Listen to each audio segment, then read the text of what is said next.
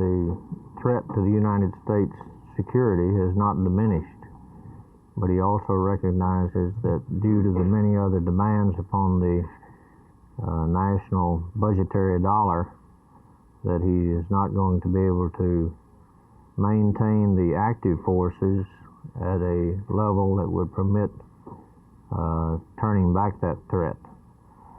So our only alternative is to go to the reserve contingencies, and he has stated that the material support and priorities given to the reserves will permit them to attain a high state of readiness so that they can fill what we call the gap. Well, of course, that depends on what the recommendations turn out to be, and we can't be sure about that until tomorrow afternoon.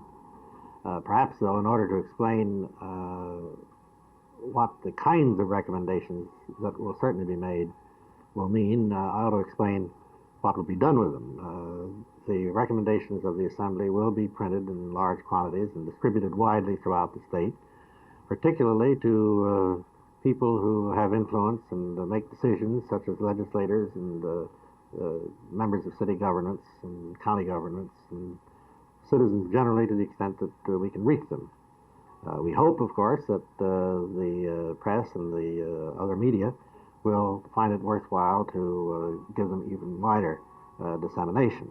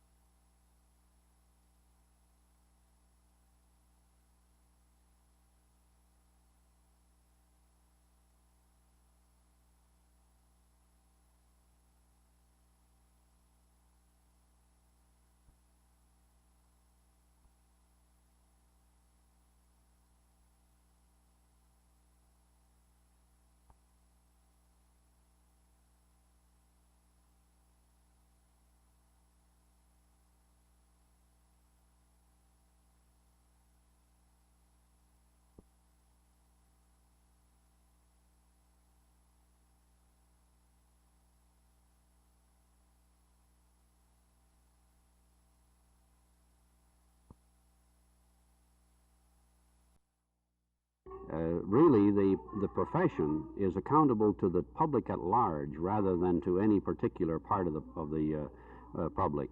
The local doctor, for instance, is not accountable to the local parent. He is accountable to his profession for practicing medicine in that community according to the best standards of the profession.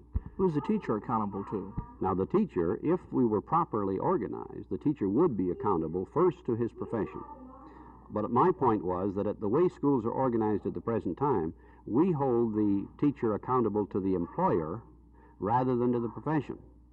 And the employer may or may not be able to exercise that accountability, but if he does, he'll be cued to the local community, and the local community may not even want the best education.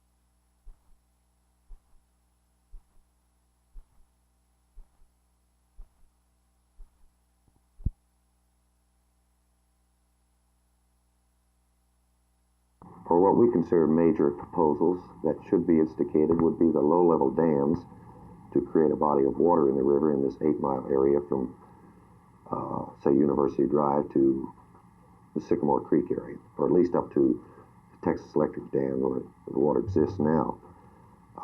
That would be one project that we're consider high priority. The light show proposed that would be done by private industry, hopefully, Texas Electric, would be another fine attraction for the city of Fort Worth.